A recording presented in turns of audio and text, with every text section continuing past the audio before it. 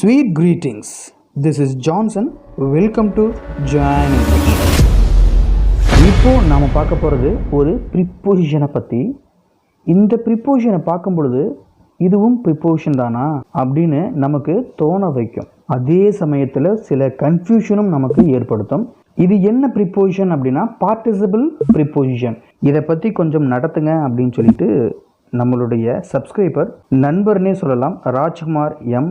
இது அவருக்கு மட்டும் இல்லை, நம்ம எல்லாத்துக்குமே தேவைப்படக்கூடிய ஒரு முக்கியமான கிராமர். அதனால் இதை பற்றி நம்ம எல்லாருமே தெளிவாக பார்த்துருவோம். சரி, வாங்க நம்ம கிளாஸ்க்குள்ளே போகலாம். முதல்ல பார்ட்டிசிபிள் ப்ரிப்போசிஷன் அப்படின்னா என்னன்னு பார்க்கறதுக்கு முன்னால் பார்ட்டிசிபிள் அப்படின்னா என்ன? இது வேர்பினுடைய உருவகங்களில் ஒன்றா இருக்கக்கூடியது தான் இந்த participle. Present verb, past verb, past participle verb, present participle verb. இதில் வரக்கூடிய past participle verb, present participle verb, இந்த இரண்டையும் தான் நாம் பார்ட்டிசிபிள் ப்ரிப்போசிஷனாக பயன்படுத்துகிறோம். முதல்ல பாஸ்ட் பார்ட்டிசிபிள் வேர்ப் எப்படி இருக்கும், ப்ரெசன்ட் பார்ட்டிசிபிள் வேர்ப் எப்படி இருக்கும்? பாஸ்ட் பார்ட்டிசிபிள் வேர்ப் பார்த்தீங்க அப்படின்னா வேர்போட முடிவில் இடி இல்லைன்னா இஎன் அப்படிங்கிற வார்த்தையில் முடிவடையக்கூடிய வேர்பு தான் பாஸ்ட் பார்ட்டிசிபிள் வேர்ப். ஃபார் எக்ஸாம்பிளுக்கு ஒர்க்ட், கிவன், இந்த மாதிரி வரக்கூடிய வார்த்தை தான் past participle verb. Present participle verb அப்படின்னா அதே போல் வேர்போட முடிவில் ஐஎன்ஜியில் முடியக்கூடிய வார்த்தையை தான் நம்ம ப்ரெசன்ட் பார்ட்டிசிபிள் வேர்ப் அப்படின்னு சொல்லுவோம். ஃபார் எக்ஸாம்பிள் கிவிங், ஒர்க்கிங், இதுதான் ப்ரெசன்ட் பார்ட்டிசிபிள் வேர்ப். இப்போது இதை எப்படி நாம் ஒரு ப்ரிப்போசிஷனாக பயன்படுத்த போகிறோம்? ஒரு எக்ஸாம்பிளோட பார்ப்போம். Players were given refreshments.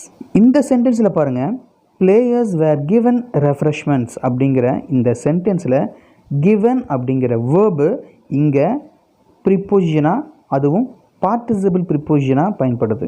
அப்போது வேர்பாக பயன்படலையா அப்படின்னு கேட்டிங்க அப்படின்னா இது வேர்பாகவும் பயன்படும், அதே சமயத்தில் ஒரு பார்ட்டிசிபிள் ப்ரிப்போசிஷனாகவும் பயன்படும். அதனால் இதில் நம்ம எந்தவித கன்ஃபியூஷனுமே ஏற்பட அவசியம் இல்லை. முதல்ல இதுக்கு தமிழில் என்ன பொருள் அப்படின்னா வீரர்களுக்கு புத்துணர்ச்சி வழங்கப்பட்டது அப்படிங்கிறது தான் இதுக்கு பொருள். இதுக்கு இன்னும் சில எக்ஸாம்பிள்ஸ் பார்த்தா உங்களுக்கு இன்னும் தெளிவாக புரியும் அப்படின்னு நினைக்கிறேன். Every detail regarding the meeting was true. Every detail regarding the meeting was true. இதுக்கு என்ன பொருள் அப்படின்னா கூட்டம் பற்றிய ஒவ்வொரு விவரமும் உண்மை அப்படிங்கிறது தான் இதுக்கு பொருள். இதில் வந்திருக்கக்கூடியது ரிகார்டிங். இது ரிகார்டிங் அப்படிங்கிறது ஒரு பார்ட்டிசிபிள் ப்ரிப்போசிஷன். ஏன்னா இந்த வார்த்தையோட ஐஎன்ஜி அப்படிங்கிற வார்த்தை சேர்ந்து வந்திருக்கு. அதனால் நம்ம ஈஸியாக ஐடென்டிஃபை பண்ண முடியும் இது ஒரு பார்ட்டிசிபிள் ப்ரிப்போசிஷன். அது மட்டும் இல்லாமல் ரிகார்டிங் அப்படிங்கிறத வார்த்தை ஒரு ப்ரிப்போசிஷன் செய்யக்கூடிய வேலையும் செய்வதனால we can say it is a participle preposition. இன்னொரு எக்ஸாம்பிள் பாருங்கள். According to the weather forecast it will rain today. இதுக்கு என்ன பொருள் அப்படின்னா வானிலை முன்னறிவிப்பின்படி இன்று மழை பெய்யும் அப்படிங்கிற ஒரு பொருளை தான் இந்த சென்டென்ஸ் தருது. இங்கே அக்கார்டிங் அப்படிங்கிற இந்த வார்த்தை தான் பார்ட்டிசிபிள் ப்ரிப்போசிஷன். அடுத்த சென்டென்ஸ் பாருங்கள். owing to the rain he missed the train. மழை காரணமாக அவர் ரயிலை தவறவிட்டார். owing to the rain he missed the train. இங்கே owing அப்படிங்கிற இந்த வார்த்தை தான் பார்ட்டிசிபிள் ப்ரிப்போசிஷன்.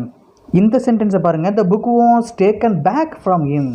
அந்த புத்தகம் அவரிடம் இருந்து திரும்ப பெறப்பட்டது. the book was taken back from him.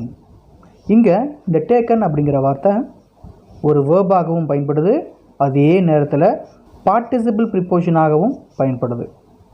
இதுவே அடுத்த சென்டென்ஸை பாருங்களேன். we got sick during our trip. எங்கள் பயணத்தின் போது எங்களுக்கு உடல்நிலை சரியில்லை. we got sick during our trip. இங்கே டியூரிங் அப்படிங்கிற வார்த்தை பார்ட்டிசிபிள் ப்ரிப்போசிஷன். சரி, இப்போது உங்களுக்கு ஓரளவுக்கு தெளிவு கிடைச்சிருக்குன்னு நினைக்கிறேன். இருந்தாலும் ஒரு சின்ன ரீகேப்.